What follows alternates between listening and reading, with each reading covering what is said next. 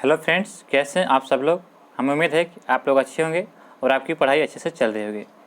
Friends, आज हम लोग इस वीडियो में जो है बीपीएससी प्राथमिक शिक्षक का जो है कक्षा 1 से 5 तक का जो है ये सेट दिया गया है। प्रैक्टिस सेट नंबर 10 को डिस्कस करेंगे। यह एडिटोरियल का प्रैक्टिस सेट है। इससे पहले का सेट फ्रेंड्स अभी तक आप नहीं देखे हैं तो आप उसे ज़रूर देख लीजिएगा। इसमें जो है आपको 1 से लेकर के जो है 100 तक जो है जीके जीएस प्रश्न दिए गए हैं।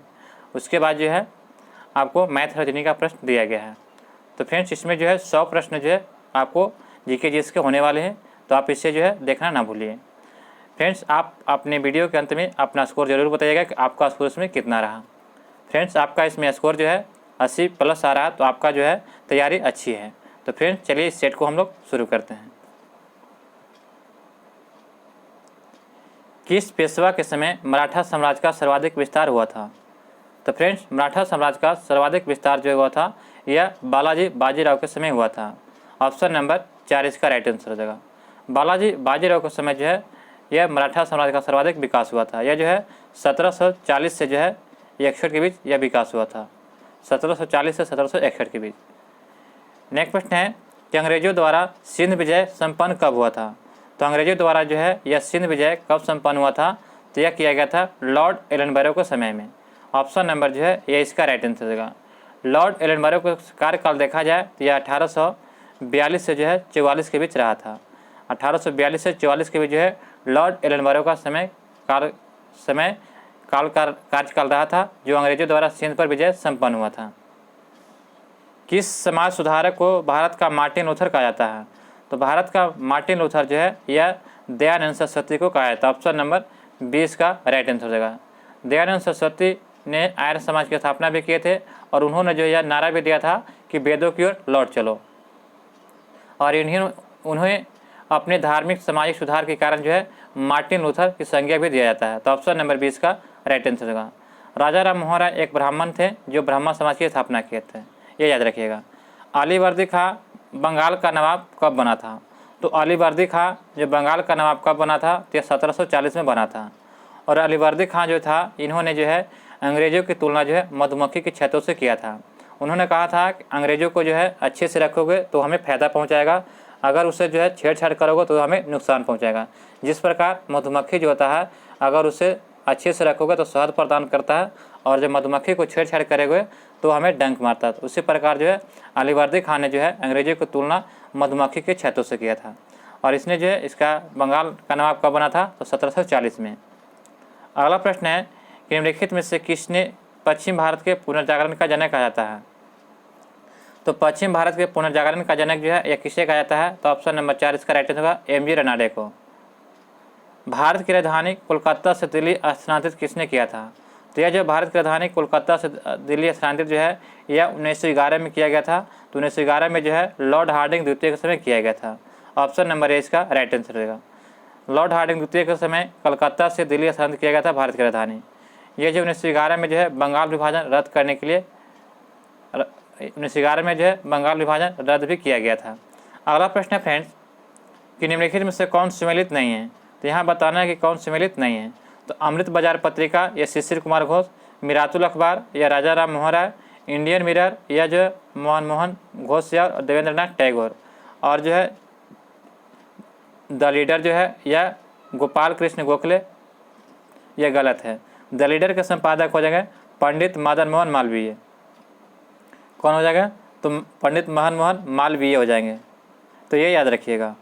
अगला प्रश्न देखते हैं, भारत के प्रथम रेलवे लाइन किस ब्रिटिश गवर्नर के समय बिछाया गया था। तो फ्रेंड, भारत में जो है प्रथम रेलवे लाइन जो है यह डलहौजी के शासनकाल में जो है यह 16 अप्रैल 1853 को जो है 16 अप्रैल 1853 को थाने से जो है बम्बई के बीच जो है यह 34 किलोमीटर ट्रेन चलाई गई थी। कितना, 34 किलोमीटर ट्रेन चलाई गई थी। तो यह बिछाया गया था किसके शासनकाल में, तो लॉर्ड डलहौजी हो जाएगा। ऑप्शन नंबर ये इसका राइट आंसर हो जाएगा। अहमदाबाद मिल मजदूरों का आंदोलन कब हुआ था।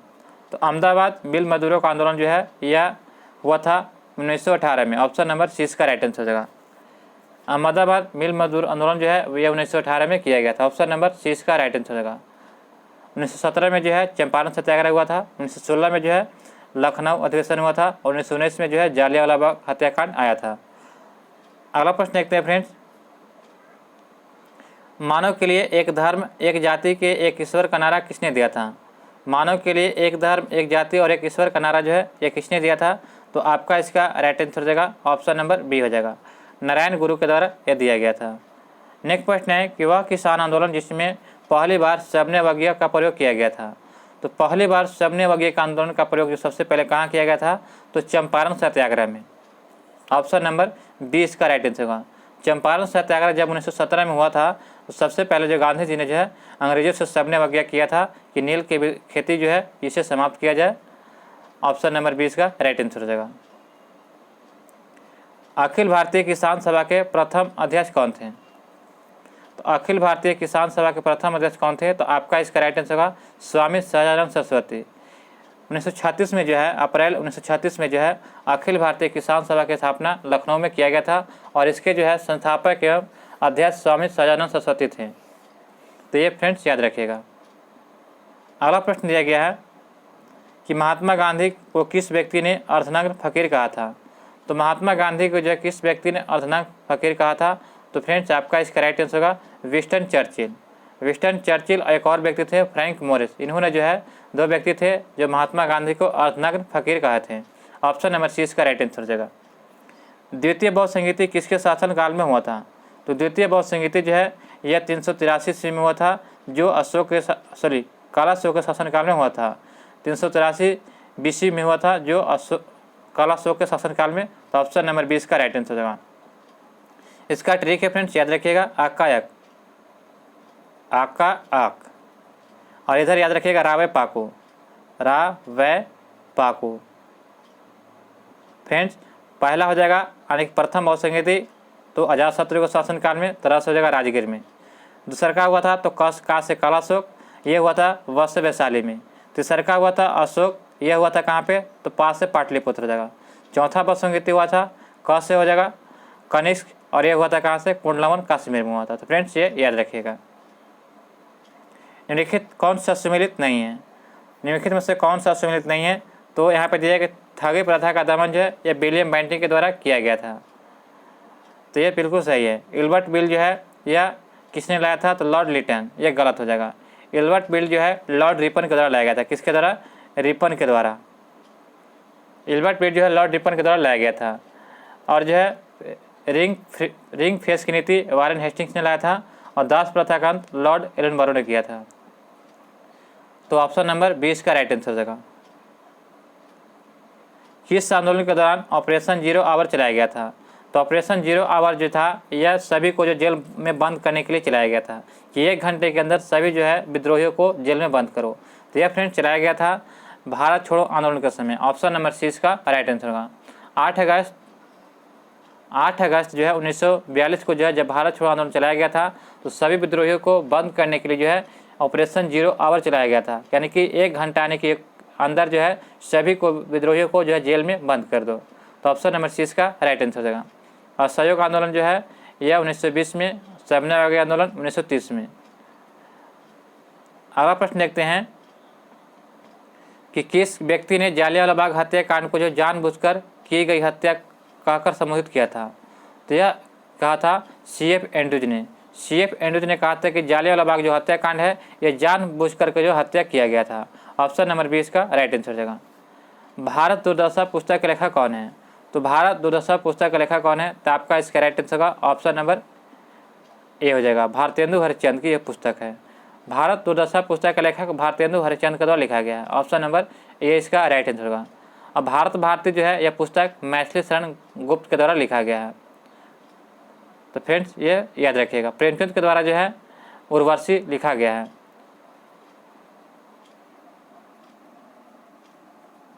प्रेमचंद के द्वारा जो है यह जो क्या लिखा गया था? तो सोजे वतन लिखा गया। सॉरी फ्रेंड, सोजे वतन जो है ये जो है प्रेमचंद के द्वारा लिखा गया था। अगला प्रश्न है कि कर्म का सिद्धांत संबंधित है। तो फ्रेंड्स कर्म का सिद्धांत जो है ये आपका मीमांसा से संबंधित है। ऑप्शन नंबर 20 का राइट आंसर होगा। कर्म का सिद्धांत मीमांसा दर्शन से संबंधित है। महात्मा बुद्ध का महापरिनिर्वाण कहाँ प्राप्त हुआ था? तो फ्रेंड्स महात्मा बुद्ध का जो है महापरिनिर्वाण जो है यानी कि मृत्यु जो है यह कुशीनारा यानी कुशीनगर में यूपी में हुआ था। बोध गया में जो है महात्मा बुद्ध को जो ज्ञान प्राप्त हुआ था और लुम्बिनी में जो है इनका जन्म हुआ था, तो ये याद रखिएगा। अगला प्रश्न देखते हैं, विजयनगर साम्राज्य के किस शासक ने सर्वप्रथम मुस्लिमों को अपनी सेना में स्थान दिया था? तो मुस्लिमों को अपनी सेना में जो है कृष्णदेवराय द्वितीय ने दिए थे। देवराय द्वितीय ने जो है मुस्लिमों को जो अपनी सेना में स्थान दिए थे। ऑप्शन नंबर 20 का राइट आंसर हो जाएगा। किसके प्रशासनिक सुधारों के तहत सरकार इकाई शुरू की गई थी? तो किसके प्रशासनिक सुधारों के तहत सरकार के द्वारा इकाई शुरू किया गया था? तो यह किया गया था आपका शेरशाह सूरी के द्वारा। ऑप्शन नंबर 6 का राइट आंसर हो जाएगा। जहांगीर ने किस ब्रिटिश नागरिक को जो है इंग्लिश खान की उपाधि दिया था? तो फ्रेंड्स, यह जो जहांगीर जो था, किसको जो है जहांगीर ने किस ब्रिटिश नागरिक को इंग्लिश खान की उपाधि दिया था? तो आपका इसका राइट आंसर होगा ऑप्शन नंबर बी हो जाएगा, यानी कि विलियम हॉकिंस को। हॉकिंस को जो है जहांगीर ने जो है इंग्लिश खान कहकर संबोधित किया था। यह जो है विलियम हॉकिंस जो था, यह ईस्ट इंडिया कंपनी का प्रथम राजदूत था, जो 1608 में जो है यह जहांगीर के शासन दरबार में आया था। शिवाजी ने किस वर्ष अफजल खां की हत्या किया था? तो यह जो है 1659 में जो है शिवाजी ने अफजल खां की हत्या किया था, और शिवाजी की जो मृत्यु जो है 1680 में हो गया था। ऋग्वेद में प्रयुक्त अघान्य शब्द प्रयोग किस लिए किया जाता था? तो यह जो अघान्य जो था गाय के लिए प्रयोग किया जाने वाला शब्द था। ऑप्शन नंबर 6 का राइट आंसर होगा। निम्नलिखित महाजनपदों और उनकी राजधानियों में से कौन सा सम्मिलित नहीं है? तो फ्रेंड्स, इसका राइट आंसर होगा ऑप्शन नंबर हो जाएगा कौशल के श्रावस्ती, शूरसेन की मथुरा, वत्स की कौशाम्बी और कुरु का जो अक्षेत्र के गलत है। कुरु की राजधानी जो थी यह इंद्रप्रस्थ थी। कहाँ? तो इंद्रप्रस्थ। तो फ्रेंड्स, ये याद रखिएगा। ऑप्शन नंबर 4 इसका राइट आंसर हो जाएगा। नेक्स्ट प्रश्न दिया गया है कि अस्थायी बंदोबस्त व्यवस्था किसने लागू किया था? तो अस्थायी बंदोबस्त जो है ये लॉर्ड कॉर्नवालिस के द्वारा लाया गया था। यह कब लाया गया था? तो 1793 में लॉर्ड कॉर्नवालिस ने जो है अस्थायी बंदोबस्त लागू किया था। ऑप्शन नंबर 4 इसका राइट आंसर हो जाएगा। नवरत्न किस गुप्त राजा के दरबार में थे? तो नवरत्न जो है यह किस गुप्त राजा के दरबार में थे? तो आपको बता दूं, तो आपका इसका राइट आंसर होगा ऑप्शन नंबर सी, चंद्रगुप्त द्वितीय के दरबार में थे। चंद्रगुप्त द्वितीय के दरबार में जो है कला और संस्कृति की अपनी गद्दी पर रुचि के लिए जाने जाते थे, और इन्हीं के दरबार में जो है नवरत्नों का सुशोभित किया करते थे। तो उस समय कौन कौन थे नवरत्न? अमर सिंह जो थे, धर्मंत्रित, छपनक, वराहमिहिर, वरुचि, हरिसेना, शंकु, बेताल भट्ट और कालिदास। ये जो नवरत्न जो थे यह चंद्रगुप्त द्वितीय के शासनकाल में थे। तो ये इसका राइट आंसर होगा। चंद्रगुप्त द्वितीय के शासनकाल को जो है स्वर्ण युग कहा जाता था, क्योंकि इस समय नवरत्न थे, इसीलिए जो है स्वर्ण युग कहा जाता था। और जो है मध्य भारत में जो है मुगल साम्राज्य के शासनकाल में अकबर के दरबार में भी नवरत्न रहते थे। तो ये याद रखिएगा। सूची 1 और सूची 2 को सम्मिलित कीजिए। तो यहाँ पे बताना है कि सूची 1 और सूची 2 को सम्मिलित करना है। तो मुद्रा राज के लेखक कौन है? तो सभी लोग जानते हैं। तो आपका इसका हो जाएगा विशाखदत्त। मुद्रा राज के लेखक कौन है? तो विशाखदत्त। मृच्छकटिकम के लेखक कौन हो जाएगा? तो क्षुद्रक हो जाएंगे। अर्थशास्त्र के लेखक कौन हो जाएगा? तो विष्णुगुप्त, इसी को कौटिल्य कहते हैं। और नेचुरल हिस्ट्री के लेखक कौन हो जाएगा? तो विशाखादत्त हो जाएंगे। नेचुरल हिस्ट्री के हो जाएगा प्लिनी हो जाएंगे। तो फ्रेंड्स, आपका इसका राइट आंसर हो जाएगा 3, 1, 4, 2। 3, 1, 4, 2 ऑप्शन नंबर 6 का राइट आंसर हो जाएगा। प्रसिद्ध विद्वान चाणक्य द्वारा लिखित पुस्तक अर्थशास्त्र का संबंध किस विषय से है? तो यह जो संबंध आपका हो जाएगा ऑप्शन नंबर ए, शासन के सिद्धांत एवं राजनीतिक से संबंध है। महमूद गजनवी ने सोमनाथ मंदिर पर कब आक्रमण किया था? तो महमूद गजनवी ने जो है ये सोमनाथ मंदिर पर जो है 1025 में आक्रमण किया था। ऑप्शन नंबर जो है 4 इसका राइट आंसर होगा। महमूद गजनवी ने जो है भारत पर जो है 17 बार आक्रमण किया था। अंतिम आक्रमण 1027 में किया था, और 1025 में जो है महमूद गजनवी ने सोमनाथ मंदिर पर आक्रमण करके वहाँ से जो है सभी खजानों को लूट कर ले गया था। गुप्त साम्राज्य जिसने हुनों को पराजित किया था? तो गुप्त साम्राज्य जिसने हुनों को पराजित किया था वह कौन था? तो स्कंदगुप्त। स्कंदगुप्त के द्वारा जो है यह हुनों को पराजित किया गया था। ऑप्शन नंबर 6 का राइट आंसर हो जाएगा। भारतीय इतिहास का सबसे अच्छा क्रमबद्ध वर्णन पुराणों में मिलता है। तो पुराणों में सर्वाधिक प्राचीन पुराण कौन है? तो सबसे प्राचीन पुराण देखा जाए तो यह मत्स्य पुराण है। ऑप्शन नंबर 20 का राइट आंसर होगा। पुराणों की कुल संख्या देखा जाए तो कुल 18 है, जिसमें प्राचीन पुराण मत्स्य पुराण है। अगला प्रश्न देखते हैं, निम्नलिखित में से किस शासक ने शुद्ध संस्कृत में पहला लंबा शिलालेख जारी किया था? तो शुद्ध संस्कृत में पहला लंबा शिलालेख जारी करने वाले कौन था? तो यह जगह रुद्रदामन। रुद्रदामन संस्कृत के बहुत बड़े प्रेमी थे। रुद्रदामन जो थे संस्कृत के बहुत बड़े प्रेमी थे। उन्होंने जो है शुद्ध संस्कृत का पहला लंबा शिलालेख जारी किया था। तो ऑप्शन नंबर जो है ए इसका राइट आंसर हो जाएगा। हॉट स्पॉट की अवधारणा के प्रतिपादक कौन थे? तो हॉट स्पॉट की अवधारणा के प्रतिपादक कौन थे? तो नॉर्मन मायर्स। ऑप्शन नंबर जो है ए इसका राइट आंसर हो जाएगा। परमान डॉल्फिन अभयारण्य बिहार के किस जिले में है? तो परमान डॉल्फिन अभयारण्य जो है यह बिहार के जो है अररिया जिले में है। ऑप्शन नंबर 20 का राइट आंसर होगा। परमान डॉल्फिन अभयारण्य बिहार के अररिया जिले में है। अनुपम झील बिहार के किस जिले में स्थित है? तो यह जो हो जाएगा आपका अनुपम झील बिहार के जो है कैमूर जिले में स्थित है। ऑप्शन नंबर ए इसका राइट आंसर होगा। और बेगूसराय में जो है कौन सा झील है? तो कांवर झील है। ये याद रखिएगा, कांवर झील जो है यह बेगूसराय में जो है यह स्थित है।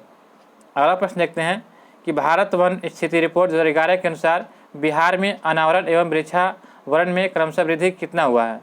तो देखा जाए तो यह वृद्धि आपका हुआ था 75 वर्ग किलोमीटर, यानी कि लगभग 338 वर्ग किलोमीटर। ऑप्शन नंबर सी इसका राइट आंसर होगा। भारत में दिया गया अगला प्रश्न कि भारत में अर्थ शोधन निवारण अधिनियम 2002 कब से लागू किया गया था?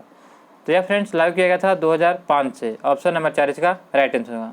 भारत में अर्थ शोधन निवारण अधिनियम 2002 जो है कब से लागू किया गया था? 2005 से लागू किया गया था। निम्नलिखित में से कौन सा भाषा शिक्षण का उद्देश्य है? तो यह आपका हो जाएगा निजी अनुभवों के आधार पर भाषा का सृजनशील प्रयोग करना, यह भाषा शिक्षण का उद्देश्य होता है। ऑप्शन नंबर 4 इसका राइट आंसर हो जाएगा। एक भाषा शिक्षक के लिए सर्वाधिक महत्वपूर्ण क्या होता है? तो एक भाषा शिक्षक के लिए सर्वाधिक महत्वपूर्ण बच्चों को भाषा के अवसर का उपलब्ध कराना। बच्चों को जो भाषा प्रयोग के अवसर का उपलब्ध कराना जो है एक भाषा शिक्षक के लिए सर्वाधिक महत्वपूर्ण होता है। ऑप्शन नंबर इसका राइट आंसर हो जाएगा। प्राथमिक कक्षाओं में रोल प्ले भूमिका निर्वाह का उद्देश्य क्या होना चाहिए? तो इसमें जो है उद्देश्य होना चाहिए विभिन्न संदर्भों में भाषा प्रयोग के अवसर प्रदान करना।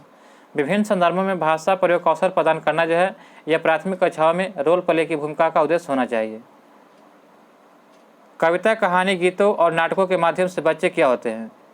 तो इससे जो है बच्चे क्या होता है कि अपनी सांस्कृतिक धरोहर से जुड़ते हैं। ऑप्शन नंबर 6 का राइट आंसर देगा। कविता, कहानी, गीतों और नाटकों के माध्यम से होते हैं बच्चे अपनी सांस्कृतिक धरोहर से जुड़ते हैं। हाथियों के विषय में नीचे दिया गया कौन सा कथन सही है? तो यहाँ बताना है कि हाथियों के विषय में दिया गया कौन सा कथन सही है।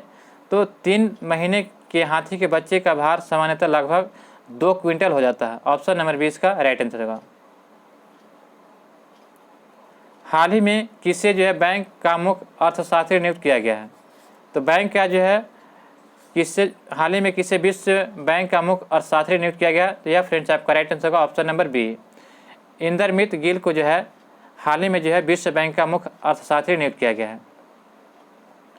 और रुचि कंबोज को जो है संयुक्त राष्ट्र के भारत का राजदूत नियुक्त किया गया है। और अजय बंगा को जो है विश्व बैंक के अध्यक्ष नियुक्त किया गया। तो फ्रेंड्स ये याद रखिएगा।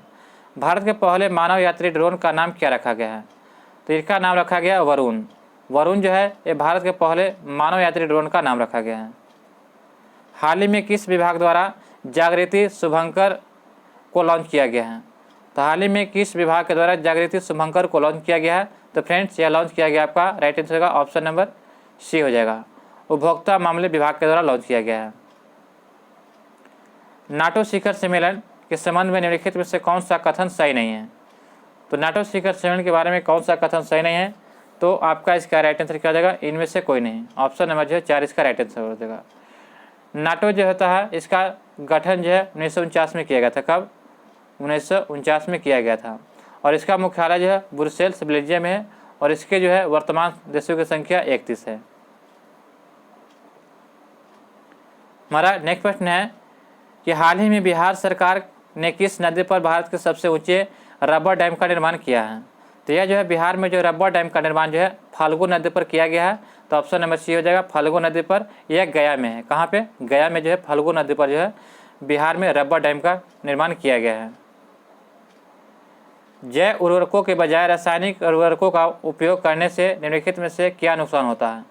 तो इससे नुकसान क्या होता है, तो इनमें से सभी हो जाएगा। जैव उर्वरकों के बजाय रासायनिक उर्वरकों को प्रयोग करने से जो है उच्च लागत भी होता है और पर्यावरण को प्रदूषण भी करता है और मिट्टी को उर्वरकता को कमी भी कर देता है। तो ऑप्शन नंबर 4 इसका राइट होगा, इनमें से सभी हो जाएगा। उस प्रक्रिया का नाम क्या है जिसके द्वारा डीएनए और आरएनए में बदला जाता है? तो डीएनए और आरएनए में बदला जाता है उस प्रक्रिया को जो है ट्रांसफिकेशन कहते हैं। ट्रांसक्रिप्शन जो है इसका राइट आंसर होगा, ऑप्शन नंबर इसका राइट आंसर होगा। ट्रांसक्रिप्शन के द्वारा जो है डीएनए को आरएनए में बदला जाता है। वह कौन सी प्रक्रिया है जिसके द्वारा नई प्रजातियां उत्पन्न होती हैं? तो यह जो होगा प्रजातिकरण। प्रजातिकरण के द्वारा जो है नई प्रजातियां उत्पन्न होती है। कौन सा पोषक तत्व एक प्रकार का कार्बोहाइड्रेट है जिसे मनुष्य द्वारा पचाया नहीं जा सकता है और फलों, सब्जियों और साबुत अनाजों में पाया जाता है? तो यह आपका हो जाएगा ऑप्शन नंबर ए। फाइबर जो होता है यह फाइबर जो होता है जो मनुष्यों द्वारा पचाया नहीं जाता है और फलों, सब्जियों और साबुत अनाजों में पाया जाता है। तो ऑप्शन नंबर ए इसका राइट आंसर हो जाएगा। अगला प्रश्न है कि लाल रक्त कोशिकाओं के उत्पादन के लिए कौन सा पोषक तत्व महत्वपूर्ण होता है? तो आपका इसका राइट आंसर होगा आयरन। लाल रक्त कोशिकाओं के लिए उत्पादन के लिए महत्वपूर्ण पोषक तत्व आयरन होता है। ऑप्शन नंबर ए इसका राइट आंसर हो जाएगा। उस जोड़ का नाम क्या है जो तीनों तलों में गति में सहायक होता है? तो उस जोड़ का नाम क्या है जो तीनों तलों में गति में सहायक होता है? तो फ्रेंड्स आपका इसका राइट आंसर होगा ऑप्शन नंबर ए, बॉल और सॉकेट होता है। ऑप्शन नंबर ए इसका राइट आंसर हो जाएगा। मच्छरों को नियंत्रित करने के लिए इस्तेमाल किए जाने वाली कीटभक्षी मछली कौन है? तो मच्छरों को नियंत्रित करने वाले इस्तेमाल में किए जाने वाली कीटभक्षी मछली का नाम क्या है? तो यह आपका हो जाएगा ऑप्शन नंबर बी, गम्बूसिया। केंद्रीय रेतिका जो केवल पादप कोशिकाओं में पाई जाती है, इसका कार्य क्या होता है? तो केंद्रीय रेतिका जो केवल पादप कोशिकाओं में पाई जाती है, इसका मुख्य कार्य क्या होता है? तो ऑप्शन नंबर सी इसका राइट आंसर होगा, पानी और अन्य पदार्थों को संचित करना इसका मुख्य कार्य होता है। तो फ्रेंड्स ऑप्शन नंबर सी इसका राइट आंसर हो जाएगा। फ्रेंड्स हमें उम्मीद है कि आपको ये वीडियो पसंद आ रहा हो। अभी तक हमारे चैनल पर नए हैं तो चैनल को सब्सक्राइब करना ना भूलें और बेल आइकन नोटिफिकेशन को ऑन कर लें। नेक्स्ट प्रश्न है, जेनेटिक्स निम्न में से किसका अध्ययन होता है? तो जेनेटिक्स में जो है हम लोग किसका अध्ययन करते हैं? तो आनुवंशिकता का। ऑप्शन नंबर जो है 4 इसका राइट आंसर होगा। प्रकाश वर्ष मात्रक है, तो प्रकाश वर्ष जो है यह दूरी का मात्रक है। ऑप्शन नंबर 4 इसका बी इसका राइट आंसर होगा, दूरी का मात्रक है। समय का मात्रक सेकंड होता है और बल का मात्रक न्यूटन होता है। अगला प्रश्न देखते हैं, चाल का मात्रक मीटर पर सेकंड। अगला प्रश्न है कि यदि दो वस्तुओं एक भारी और हल्की को जमीन के ऊपर समान ऊंचाई से गिराया जाता है तो कौन सी वस्तु पहले जमीन पर पहुंचेगी? तो फ्रेंड्स इसका आपका राइट आंसर होगा ऑप्शन नंबर हो जाएगा 4, यानी कि इनमें से कोई नहीं। दोनों वस्तुएं एक ही समय पर जमीन पर पहुंचेगी। तो यहाँ पे दिया गया फ्रेंड्स निर्वात में। निर्वात में जो है जब एक वस्तु को भारी और एक हल्का गिराते हैं तो निर्वात कहने का मतलब होता है कि वहाँ पे हवा नहीं होता है। तो दोनों को अगर एक साथ गिराएंगे तो दोनों जो है साथ ही गिरेगा। भारी और हल्का दोनों रहेगा तो दोनों एक ही साथ गिरेगा। तो ऑप्शन नंबर 4 इसका राइट आंसर हो जाएगा। रेफ्रिजरेटर कैसे काम करता है? तो रेफ्रिजरेटर जो होता है यह काम कैसे करता है? तो यह जो है रेफ्रिजरेटर के अंदर की हवा को ठंडा करके। ऑप्शन नंबर ए इसका राइट आंसर हो जाएगा। रेफ्रिजरेटर के अंदर की हवा को ठंडा करके जो है रेफ्रिजरेटर काम करता है। ऑप्शन नंबर जो है ये इसका राइट आंसर देगा।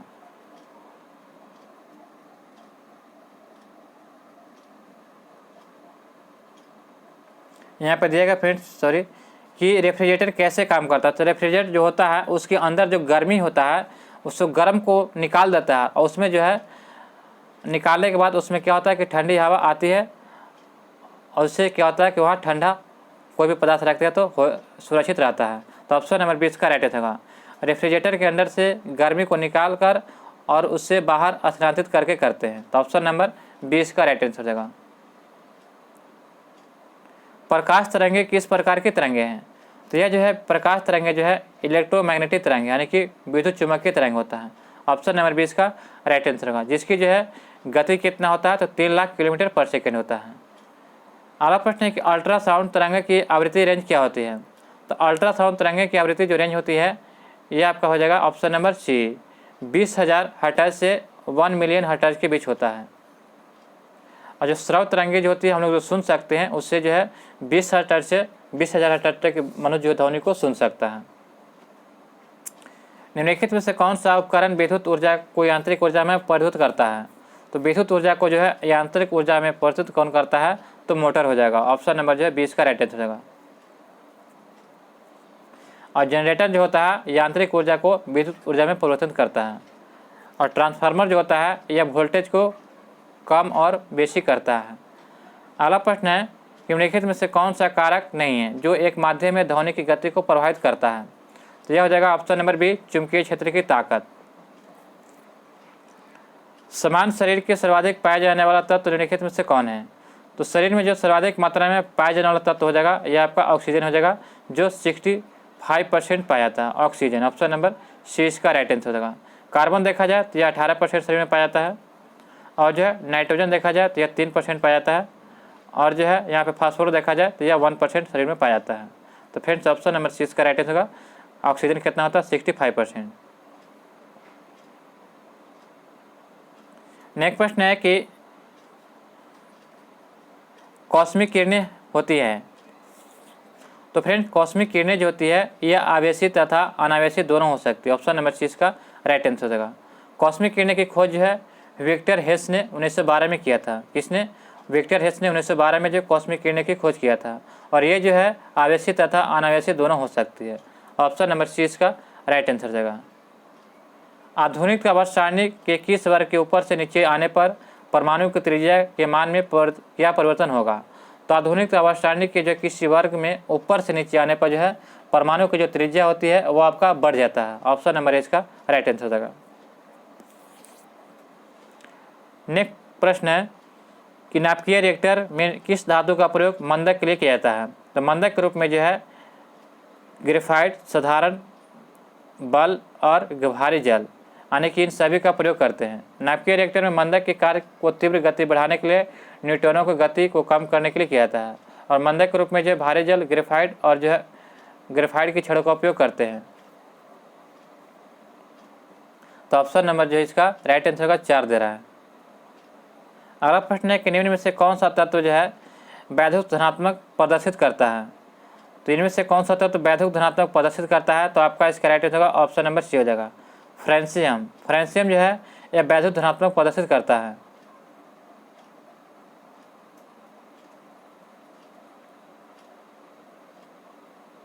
निम्न में से किसका पीएच मान 7 होता है? तो पीएच मान जो होता है यह उदासीन विलयन का होता है। ऑप्शन नंबर इसका राइट आंसर होगा। अम्ल का पीएच मान जो होता है 7 से कम होता है, और क्षार का पीएच मान 7 से अधिक होता है। तो ये याद रखिएगा। 7 जो होता है यह उदासीन विलयन होता है। वनस्पति घी के निर्माण में कौन सी गैस प्रयुक्त होता है? तो वनस्पति घी के निर्माण में जो है हम लोग किस गैस का प्रयोग करते हैं? तो हाइड्रोजन का। ऑप्शन नंबर ए इसका राइट आंसर होगा। हाइड्रोजनीकरण प्रक्रिया का उपयोग करके जो है वनस्पति तेल या घी का तैयार किया जाता है। स्विमिंग पूल में पानी को स्वच्छ रखने के लिए निम्नलिखित में से किसका उपयोग किया जाता है? तो आपका इसका राइट आंसर होगा ऑप्शन नंबर 4, यानी क्लोरीन का। स्विमिंग पूल में जो है पानी को जो है स्वच्छ रखने के लिए क्लोरीन का प्रयोग करते हैं। ऑप्शन नंबर 4 इसका राइट आंसर हो जाएगा। निम्नलिखित में से राष्ट्रपति के द्वारा अपने कार्यपालिका शक्ति का प्रयोग किया जाता है, तो यह किसके द्वारा किया जाता है? तो ऑप्शन नंबर सी इसका राइट आंसर होगा अपने अधीनस्थ अधिकारियों के सहयोग से। राष्ट्रपति के द्वारा अपने कार्यपालिका शक्ति का प्रयोग जो है अपने अधीनस्थ अधिकारियों के सहयोग से किया जाता है। भारतीय संविधान में मौलिक अधिकारों की अवधारणा को निम्नलिखित में से किस देश के संविधान से लिया गया है? तो यह आपका लिया गया ऑप्शन नंबर बी, संयुक्त राज्य अमेरिका के संविधान से लिया गया है। मौलिक अधिकार जो है यह संयुक्त राज्य अमेरिका के संविधान से लिया गया है, ये याद रखिएगा। मौलिक कर्तव्य है ये सोवियत संघ से लिया गया है। यूनाइटेड किंगडम से जो है एकल नागरिकता लिया गया है। अगला प्रश्न देखते हैं कि निम्नलिखित राज्यों में से जो किस राज्य में 2 स्तरीय पंचायती राज व्यवस्था है? तो 2 स्तरीय पंचायती राज व्यवस्था यह जगह सिक्किम में। ऑप्शन नंबर 4 इसका राइट आंसर होगा। 2 स्तरीय पंचायती राज व्यवस्था जो ये सिक्किम है, जो किस इसमें कौन सा जो समिति आता है? तो अशोक मेहता समिति जो है 2 स्तरीय पंचायती राज से संबंधित है, अशोक मेहता समिति। और त्रिस्तरीय पंचायती राज से संबंधित है तो बलवंत राय मेहता समिति। अगला प्रश्न है कि भारतीय संविधान के भाग 4 में दिए गए नीति निर्देशक सिद्धांतों में से कौन से तत्व शामिल हैं? तो फ्रेंड्स आपका इसका राइट आंसर हो जाएगा समान नागरिक संहिता और जो है सहकारी समितियों के अभिविरोध, यानी कि 1 और 2 हो जाएगा। Option number B. भारतीय संसद बनती है? तो भारतीय संसद जो है यह लोकसभा, राज्यसभा और राष्ट्रपति के साथ मिलकर बनती है। ऑप्शन नंबर 4 इसका राइट आंसर हो जाएगा। भारतीय संविधान के किस अनुच्छेद के तहत राज्यपाल के पास राष्ट्रपति की सहमति के लिए एक विधेयक को सुरक्षित रखने की शक्ति है? तो यह शक्ति दिया जाता है ऑप्शन नंबर सी, अनुच्छेद 200 के तहत। निम्नलिखित में से नगरपालिका से संबंधित 12वीं अनुसूची में कुल कितने विषय हैं? तो नगरपालिका में जो है 12वीं अनुसूची में कुल जो है 18 विषय है। ऑप्शन नंबर 20 का राइट आंसर हो जाएगा। और जो है पंचायती राज में कुल 29 विषय हैं। पंचायती राज में कुल 29 विषय और नगरपालिका में 18 विषय। तो ऑप्शन नंबर 20 का राइट आंसर हो जाएगा। भारत में 2 सदनों वाली पहली निर्वाचित संसद किस वर्ष अस्तित्व में आया था? भारत में 2 सदनों वाली पहली निर्वाचित संसद किस वर्ष अस्तित्व में आया था? तो फ्रेंड्स यह आपका आया था ऑप्शन नंबर जो हो जाएगा बी, 1952 में। राज्यपाल के संबंध में कथनों पर विचार कीजिए। तो यहाँ पे विचार करना है राज्यपाल के संबंध में। तो 7वें संविधान शोधन अधिनियम के अनुसार एक ही व्यक्ति 2 राज्यों का राज्यपाल हो सकता है, बिल्कुल सही है। 2 कहता है कि राज्यपाल पद की रिक्ति होने के लिए राज्य विधानसभा सदस्य चुने जाने की योग्यता रखता है, यह गलत है। अनुच्छेद 213 के तहत राज्यपाल अध्यादेश जारी कर सकता है, यह भी सही है। और 1 और 3 सही है। तो ऑप्शन नंबर 20 का राइट आंसर हो जाएगा। उच्चतम न्यायालय की व्यवस्था के अनुसार निजी भवनों के ऊपर राष्ट्रीय झंडे को फहराना के तहत डैश के तहत एक नागरिक मौलिक अधिकार है। तो यह किस के तहत अधिकार है? तो अनुच्छेद जो है 19(1) के तहत यह अधिकार दिया गया है कि निजी भवनों के ऊपर राष्ट्रीय झंडे को फहराना जो है संविधान के अनुच्छेद 19(1) के तहत यह नागरिक का मौलिक अधिकार दिया गया है। किस संविधान संशोधन द्वारा संविधान के यह प्रावधान किया गया कि मंत्रिपरिषद में प्रधानमंत्री सहित मंत्रियों की कुल संख्या लोकसभा की कुल संख्या के 15% से अधिक नहीं हो सकती है? तो यह दिया गया था आपका 51वां संविधान संशोधन के तहत। ऑप्शन नंबर यह इसका राइट आंसर हो जाएगा। यह कब हुआ था? तो 2003 में जो 51वां संविधान संशोधन हुआ था। अगला प्रश्न देखते हैं कि नेक्स्ट प्रश्न है कि संविधान सभा के प्रारूप समिति में कुल कितने सदस्य शामिल थे? तो प्रारूप समिति में जो है कुल 7 सदस्य थे। ऑप्शन नंबर सी इसका राइट आंसर होगा। कौन कौन थे? तो अंबेडकर जो थे और जो है अंबेडकर, NG अयंगर, BL मित्रा, KM मुंशी, कृष्णा स्वामी अयंगर और जो है सैयद मोहम्मद सदीउल्ला और DP खेतान थे। ये 7 सदस्य थे। तो ऑप्शन नंबर सी इसका राइट आंसर हो जाएगा। निम्नलिखित में से किस अनुच्छेद में यह स्पष्ट किया गया कि धान विधेयक राष्ट्रपति की पूर्व सहमति ही संसद में प्रस्तुत किया जा सकता है? तो यह अनुच्छेद 117 के तहत किया गया। ऑप्शन नंबर 4 इसका राइट आंसर हो जाएगा। अनुच्छेद जो है 117 के तहत जो है भारतीय संविधान में वित्तीय शक्तियों से संबंधित प्रबंधन किए गए हैं।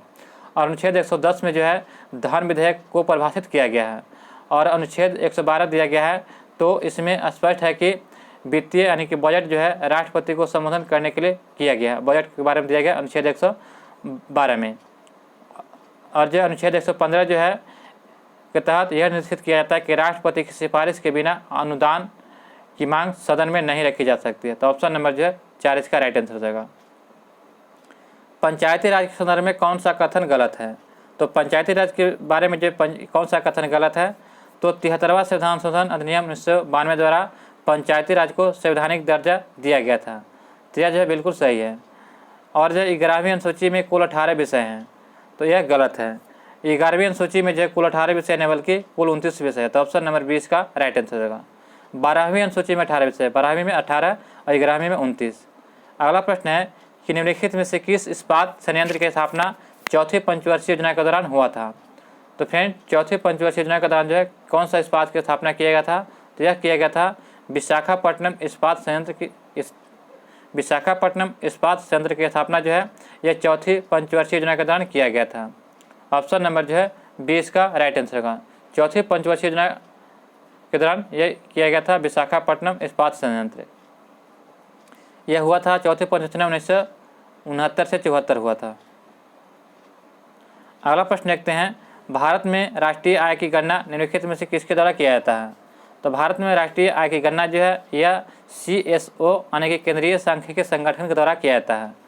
CSO की जो है मुख्यालय देखा जाए तो दिल्ली में है और इसकी स्थापना जो है 2 अक्टूबर 1951 को किया गया था। भारतीय अर्थव्यवस्था का प्रमुख लक्षण निम्नलिखित में से कौन सा है? तो फ्रेंड्स भारतीय अर्थव्यवस्था का जो प्रमुख लक्षण क्या है, तो मिश्रित अर्थव्यवस्था है। भारत में जो अर्थव्यवस्था कैसी है, तो मिश्रित है।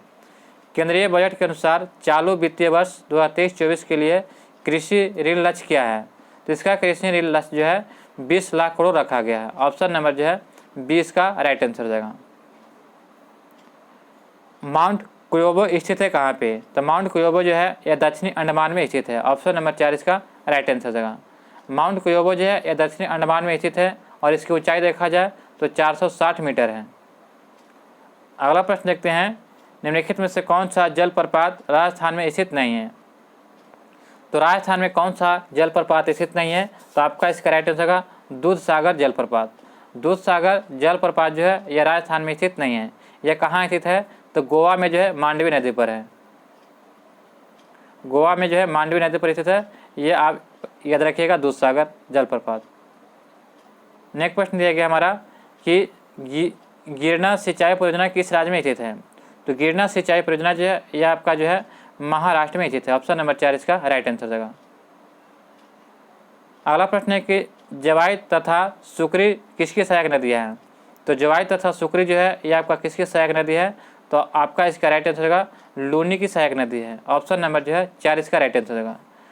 जवाई तथा सुकरी जो है लूनी की सहायक नदी है और लूनी नदी जो है भारत की एकमात्र अंतर्वाही नदी है। यानी कि जो है अंतर्वाही कहने का मतलब होता है कि आगे जा करके जो है अंतःस्थलीय जमीन में विलीन हो जाती है, यानी कि समाप्त हो जाती है। कोयम्बटूर एवं कोचीन को कौन सा दर्रा जोड़ता है, तो कोयम्बटूर और कोचीन को जो है पाल घाट जोड़ता है। ऑप्शन नंबर जो है 20 का राइट आंसर होगा। पाल घाट जो है यह कोयम्बटूर और कोचीन को जोड़ता है और भोर घाट जो है यह मुंबई को पुणे से जोड़ता है और थाल घाट जो है यह नासिक एवं मुंबई को जोड़ता है। तो फ्रेंड्स ये याद रखिएगा। निम्नलिखित में से कौन सी ठंडी जलधारा का उदाहरण है, तो ठंडी जलधारा का कौन सा उदाहरण हो जाएगा, तो हमबोल्ट जो है यह ठंडी जलधारा का उदाहरण है, जबकि सुसीमा, इमिंजर और किशोरिको जो है यह गर्म जलधारा है। अगला प्रश्न है कि किस देश को वनों का देश के उपनाम से जाना जाता है, तो वनों का देश का उपनाम किसको जाना जाता है, तो आपका इसका राइट आंसर होगा ऑप्शन नंबर बी, कांगो को। कांगो जो है यह देश है जिसको वनों का देश के उपनाम से जाना जाता है। ऑप्शन नंबर 20 का राइट आंसर हो जाएगा। निम्नलिखित में से कौन वलित पर्वत का उदाहरण नहीं है, तो वलित पर्वत का उदाहरण नहीं है, तो आपका इसका राइट आंसर होगा ऑप्शन नंबर ए, पारसनाथ।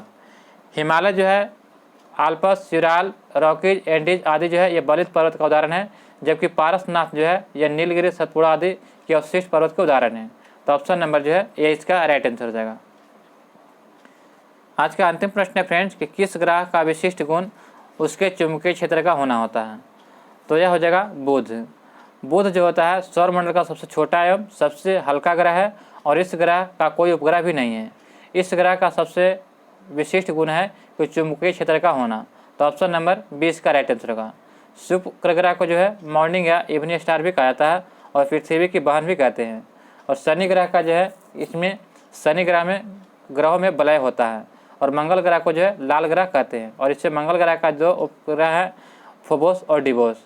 तो फ्रेंड्स हमें उम्मीद है कि आपको यह वीडियो पसंद आया होगा।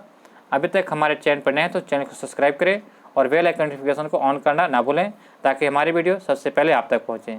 मिलते हैं फ्रेंड्स नए सेट नंबर 11 में नए प्रश्नों के साथ। जय हिंद, जय भारत।